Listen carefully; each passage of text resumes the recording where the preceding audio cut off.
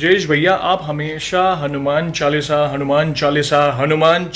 का पाठ करने को ही क्यों बोलते हो? क्या है ऐसा हनुमान चालीसा के पाठ में? जय श्री राम दोस्तों, कैसे हो आप सब? आप सभी का स्वागत है आज के इस व्लॉग में। आज का व्लॉग Q&A सेशन होने वाला है। आपके सवाल होंगे, मेरे जवाब जो आप मुझे रैंडमली पूछते हैं इंस्टाग्राम पर कमेंट्स के माध्यम से या फिर ईमेल के माध्यम से। तो रैंडम सवाल के जवाब जो सबसे ज्यादा पूछे जाते हैं उसके जवाब मैं वीडियो के माध्यम से देता हूं। तो वीडियो में बने रहिएगा, क्या पता आपके कई सवालों के जवाब आज आपको मिल सकते हैं और आपका कंफ्यूजन दूर हो सकता है। वीडियो को लाइक और शेयर जरूर करिएगा और नए हो तो चैनल को सब्सक्राइब करें, बेल आइकॉन को दबाइए ताकि आने वाले नए नए इंटरेस्टिंग व्लॉग्स आप सबसे पहले देख सके। सबसे पहला सवाल, कई भक्तों ने पूछा कि जयेश भैया, क्या हनुमान जी को हम सिर्फ संकल्प के माध्यम से ही प्रसन्न कर सकते हैं या और कोई भी तरीका है जिससे हम हनुमान जी को प्रसन्न कर सके? मैं समझ सकता हूं क्योंकि ज्यादातर आपने हमारे मेन चैनल में संकल्प से रिलेटेड वीडियोस देखी हैं, क्योंकि मुझे उससे रिलेटेड अनुभव आते हैं तो मैं वो 1 बाय 1 शेयर करता हूँ। मगर ऐसा नहीं है कि सिर्फ संकल्प के माध्यम से ही हनुमान जी प्रसन्न होंगे। यस, संकल्प एक ऐसी चीज है जिसमें समझो कि अगर आप 11 दिन का संकल्प ले रहे हो, 21 दिन का संकल्प ले रहे हो या जो भी मतलब दिनों का आप संकल्प ले रहे हो, उसमें आप एक तप कर रहे हो, एक नियम में बंध रहे हो, जिसमें आप नियम का पालन करके अपने जो भी गिनती आपने डिसाइड की है कि भाई मैं 11 बार हनुमान चालीसा करूंगा, 7 बार करूंगा, 21 बार करूंगा, तो आप एक नियम में बंध कर आप अपने कंफर्ट जोन के बाहर आकर प्रभु की शरण में रहकर आप हनुमान चालीसा का पाठ कर रहे हो। तो यस, वो भी बहुत अच्छी बात है। मगर लेट्स से कि अगर आप ट्रैवल कर रहे हो, आप कहीं बाहर हो, आप पूरा दिन बाहर रहते हो, ट्रैवलिंग कर रहे हो, अगर संकल्प पॉसिबल नहीं है तो ऐसा नहीं है कि सिर्फ संकल्प से ही हनुमान जी प्रसन्न होंगे। आप नित्य कम से कम 2 बार तो हनुमान चालीसा का पाठ करिए। सुबह नहा धो के ब्रेकफास्ट से पहले आप जहां कहीं भी हो आसन बिछाकर पाठ करिए। क्या प्रॉब्लम है? सच्चे दिल से प्रभु से एक चित्त होकर पाठ करिए, राम नाम का स्मरण करके हनुमान चालीसा का पाठ करिए, तो देखना प्रभु प्रसन्न होंगे ही। और रात को, दूसरी बार रात को सोने से पहले आप हनुमान चालीसा का पाठ कर सकते। आप जितने भी बजे काम से आओ, समझो पूरा दिन ट्रैवल करो, जितने भी बजे काम से आओ, हाथ पैर मुंह धोकर स्वच्छ होकर आसन पर बैठकर आप पाठ कर सकते हैं। और यस, आप संकल्प के अलावा भी आप हनुमान चालीसा का पाठ कर सकते हैं। आप चाहे तो हनुमान चालीसा के पाठ के साथ आप हनुमान अष्टक का भी पाठ कर सकते हैं। मगर समझो कि आपका शेड्यूल बहुत ज्यादा बिजी है, आपके पास समय नहीं है, कम से कम 10-15 मिनट तो आप निकाल सकते हो, तो उसमें आप जितना हो सके सीताराम या राम नाम का जाप करिए, स्मरण करिए और फिर हनुमान चालीसा का पाठ करिए। देखना प्रभु श्री राम की तो प्रसन्न होंगे ही, साथ साथ हनुमान जी को तो बहुत प्रसन्न होंगे, क्योंकि उनको तो सबसे ज्यादा प्रिय प्रभु श्री राम है, उनके तो स्वामी है, उनके सब कुछ है। तो सोचो वे कितने प्रसन्न होंगे। तो यस, आप कर सकते हैं, जितनी भी बार करें। अगर आप एक बार भी कर रहे हो, सच्चे दिल से करें, प्रभु की कृपा आप पर जरूर होगी। दूसरा सवाल भक्तों द्वारा पूछा गया कि जयेश भैया, आप हमेशा हनुमान चालीसा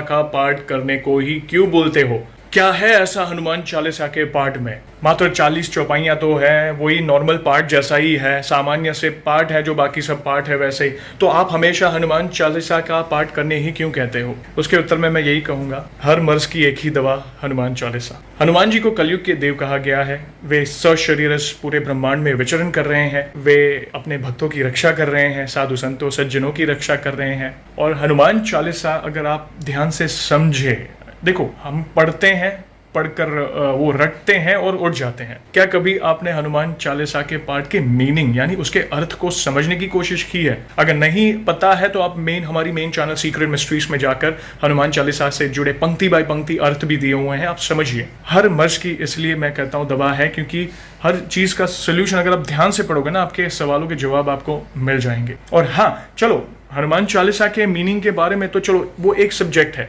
दूसरी चीज, जब भी आप जो हनुमान चालीसा का पाठ कर रहा है ना, उनको ये पता होगा। देखना, जब भी आप हनुमान चालीसा का पाठ करना शुरू करते हो ना, तो कुछ दिन बाद आपके अंदर आप देखना एक हल्कापन महसूस होगा, आपका कॉन्फिडेंस लेवल बढ़ जाएगा। देखना, अगर समझने की कोशिश करना, ऐसा नहीं है कि आपकी प्रॉब्लम सॉल्व हो जाती है तुरंत। आप मेहनत करो, अच्छे कर्म करो, प्रभु को साथ में, वो तो प्रॉब्लम्स के सॉल्यूशंस तो प्रभु देंगे ही आपको। मगर ये व्यक्तिगत आपके अंदर क्या बदलाव आएंगे वो मैं आपको बताता हूँ। बुरे विचार आने बंद हो जाएंगे, आप विश्वास नहीं करेंगे, ये मैंने भी महसूस किया है। जब से मैं हनुमान जी की शरण में हूँ, उनकी पूजा पाठ कर रहा हूँ, जो बुरे लोग होते हैं ना, जो हमें कई बार गिराने की कोशिश करते हैं, हमारा बुरा चाहते हैं, वो ये भी सोचते हैं कि ये बंदा कभी आगे नहीं आना चाहिए। आप रिलेटिव, सगे संबंधी लो, या फिर आपके आसपास के लोग हो, या फिर आपके मित्र हो, या जो भी हो, मित्र के वेश में शत्रु हो, ठीक है, तो उनकी कहता है ना, उनकी इच्छा यही होती है कि आपके साथ बुरा हो। मगर जब हम प्रभु की शरण में होते हैं, जब हम हनुमान चालीसा का पाठ कर रहे होते हैं,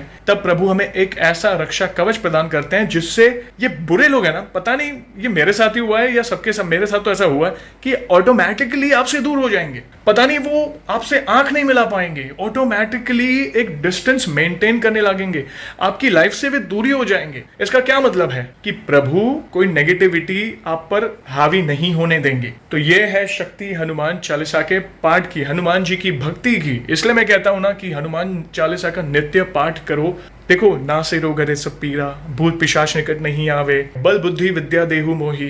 देख, कहते हैं ना कि हर चीज, छोटे बच्चे हो या बुजुर्ग भक्त हो, हर एज में हर भक्त इसका पाठ कर सकता है और लाभ मिलना ही है। अगर आप सच्चे दिल से पाठ करते हो, राम नाम का स्मरण करते हो, देखना आपके लाइफ में परिवर्तन आएगा। तो आगे बढ़ते हैं, तो एक अलग ही सुकून मिलेगा आपको, एक कॉन्फिडेंस लेवल बढ़ेगा, आपको आत्मिक शांति मिलेगी, एक आध्यात्मिक शांति मिलेगी। देखना आपका जो प्रभु के आप निकट आते जाओगे, और फिर एक स्टेज ऐसा आएगा आपकी लाइफ में जिसमें आपकी भक्ति इतनी दृढ़ हो जाएगी कि दुनिया क्या कहती है आपको कोई फर्क नहीं पड़ेगा। कहता है ना, क्योंकि ज्यादातर हमारा दिमाग किस चीज से अफेक्टेड रहता है, पता है क्या, किस चीज से प्रभावित रहता है कि लोग क्या कहेंगे, अगर मैंने ये किया तो हमारे रिश्तेदार क्या कहेंगे, हमारी सोसाइटी में लोग रहते हैं वो क्या कहेंगे। कुछ तो लोग कहेंगे, लोगों का काम है कहना, मगर जब हम प्रभु की शरण में आते हैं तो एक पता नहीं एक कॉन्फिडेंस लेवल ऐसा आ जाता है कि हमें कोई फर्क नहीं पड़ता कि कोई हमारे बारे में क्या बोल रहा है। हम है, हमारे प्रभु है,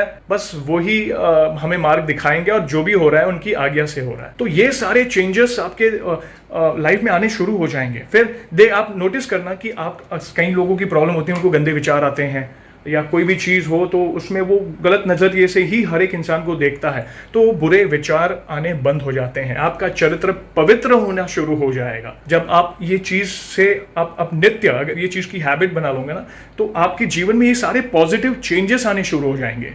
देखना, आप सभी को पूछता हूं मैं, क्या आपको भी ऐसा फील हुआ है कि हनुमान चालीसा का पाठ करने से, हनुमान जी की शरण में जाने के बाद आप नित्य हनुमान चालीसा के पाठ करने से क्या आपके भी जीवन में सकारात्मक बदलाव आया है? अगर हाँ, तो प्लीज प्लीज प्लीज कमेंट में बताइए, ताकि बाकी भक्तों को भी पता चले कि यस होता है, तो वे आज से ही प्रभु की शरण में जाकर हनुमान चालीसा का पाठ नित्य करके अपने जीवन में सकारात्मक परिवर्तन ला सके। एक और सवाल कई भक्त पूछते हैं कि हमारे जीवन में चमत्कार कब होते हैं? ठीक है, भगवान की कृपा कब होती है? जब हमारे कर्म अच्छे होते हैं, हमारा चरित्र पवित्र होता है, और साथ ही हमारा जो विश्वास है प्रभु पर अटूट हो जाता है, हमारा पूरा समर्पण, हमारे जीवन की डोर उनके हाथों में दे देते हैं, तब देखना जीवन में सकारात्मक बदलाव आने शुरू होते हैं। उसे ईश्वर की कृपा कहते हैं, या फिर आप चमत्कार कहो, क्योंकि सब सही कब होता है वो ईश्वर की कृपा के बिना नहीं होता है। कई बार हम सोचते हैं, हम क्या सोचते हैं, अरे आज तो सब अच्छा जा रहा है, आज तो मेरे सोचने से पहले ही मुझे ये मिल गया। ये क्यों होता है? जब ईश्वर की कृपा होती है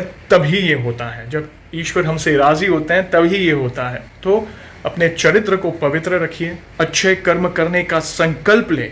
जाने अनजाने में मनुष्य है, गलती हो भी जाए तो प्रभु से क्षमा याचना मांगिए, और फिर वो गलती ना करने का संकल्प ले और अच्छे कर्म में लगे रहें, और अपने आप को प्रभु के प्रति समर्पित कर दीजिए। भक्त बोलते हैं मुझे, कई भक्त होते हैं ना कि हमारे लिए हर दिन चमत्कार है। आप सुबह सो के आंखें खोल भी रहे हो ना, तो सबसे पहले धन्यवाद करो कि आज मैं उठा हूं, जीवित उठा हूं, और प्रभु का नाम लेकर ही दिन की शुरुआत करें। हर चीज में प्रभु को प्रमुख रखें, गंदे विचारों, गंदे दोषों या गलत चीजों से दूर रहें, गलत आचरण से दूर रहें। देखना प्रभु की कृपा आप पर जरूर होगी। फिर आप मुझे कहना कि यस जयेश भैया, क्योंकि होता है। मुझे कई सवाल आते हैं, कई बार तो मुझे हंसी आती है। पता है, अभी मतलब एक भक्त ने अपना बहुत ही दृढ़ संकल्प वाला अनुभव शेयर किया था, तो अपनी दृढ़ भक्ति का परिचय दिया था उसने। तो एक भक्त ने क्या लिखा था पता है? कितने में बिका, कितने में बिका है ये भक्त। कई बार देखो, गुस्सा करने के लिए गुस्सा, दुख होता है, दो क्षण के लिए मुझे दुख भी हुआ, मगर मैंने उस तरह से नहीं लिया। मैंने सोचा कि ये नासमझ भक्त है, प्रभु इसे सद्बुद्धि दो। फिर भी ना समझे तो राम ही इसका भला करे। ज्यादा सोचने से मतलब नहीं, क्योंकि नहीं मेरे हाथ में है, नहीं आपके हाथ में है, वो प्रभु की मर्जी से ही कोई शरण में जाता है उनके, तो अगर प्रभु की मर्जी होगी उसे अपने शरण में बुलाने की, तो प्रभु ज़रूर बुलाएंगे। तो होता है, तो कई लोग होते हैं ना, और जब तक कोई इंसान खुद ही अनुभव नहीं करता है ना, तब तक उसे ज़्यादातर चीज़ें झूठी लगती है।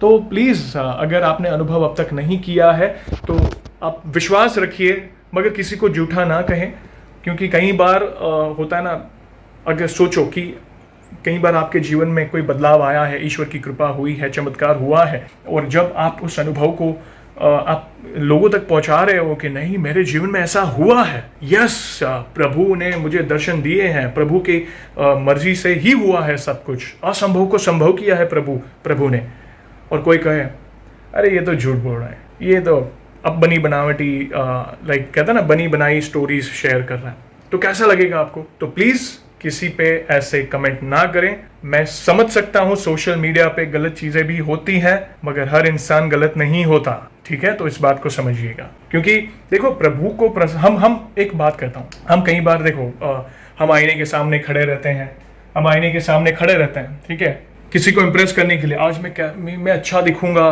किसी को कैसा लगेगा, आज मैं ना पूरा तैयार होके जाऊंगा ताकि वो इम्प्रेस हो जाए, हमारा मैनेजर इम्प्रेस हो जाए, हमारी गर्लफ्रेंड इम्प्रेस हो जाए, ये इम्प्रेस हो जाए, वो हम अपने आप हमारा जो बाहरी जो स्वरूप है ना, उसको हम बनाने में बहुत ये कर देते हैं। मगर क्या आपने कभी सोचा है कि ऐसा क्या करूं कि मेरे प्रभु इम्प्रेस हो जाए? तो उस चीज पे काम जब आप करना शुरू करेंगे ना, देखना आपके सारे सवालों के जवाब आपको मिल जाएंगे। तो ये बेसिक्स है, बेसिक्स कभी मत भूलिएगा, कोई रॉकेट साइंस नहीं है, सिंपल। एक बार और बोलता हूं, दिल से भक्ति करो, समर्पित रहो, अच्छे कर्म करो, और अपने जीवन की डोर प्रभु के हाथों में दे दो, और यही सोचो कि प्रभु है ना, कोई टेंशन नहीं है। देखना सब सकारात्मक चेंजेस आने शुरू हो जाएंगे, सब कुछ पॉजिटिव होने लगेगा। आप मुझे कमेंट जरूर करना। और दोस्तों, आप सभी को तो पता ही है, ऐसे ही हम वीडियो को एंड नहीं करेंगे, प्रभु के नाम का गुणगान जो करना है। तो अगर आपको भी ये भजन आता है तो प्लीज मेरे साथ जुड़िएगा और कमेंट में जरूर बताइएगा कि ये भजन और इनकी पंक्तियां आपको कैसी लगी।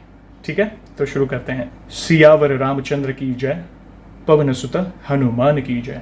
हम कथा सुनाते राम सकल गुण धाम की, हम कथा सुनाते राम सकल गुण धाम की।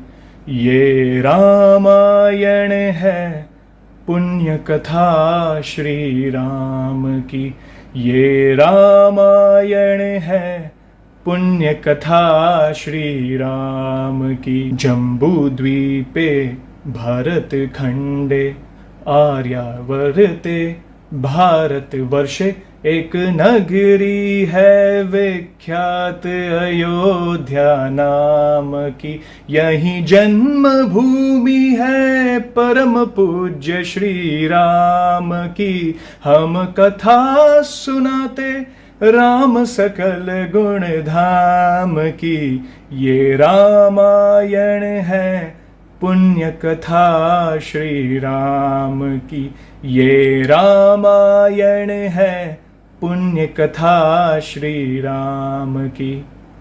जय श्री राम। दोस्तों, बहुत ही दिल के करीब है ये मेरे पंक्तियाँ। उम्मीद करता हूँ ये आपको पसंद आई। कमेंट में ज़रूर बताएं कि ये आपको कैसी लगी। वीडियो को लाइक और शेयर जरूर करिएगा, और नए हो तो चैनल को सब्सक्राइब करें, बेल आइकॉन को दबाइए ताकि आने वाले नए नए इंटरेस्टिंग व्लॉग्स हमारे फैमिली से जुड़े आप सबसे पहले देख सके। तब तक जय श्री राम, गुड बाय।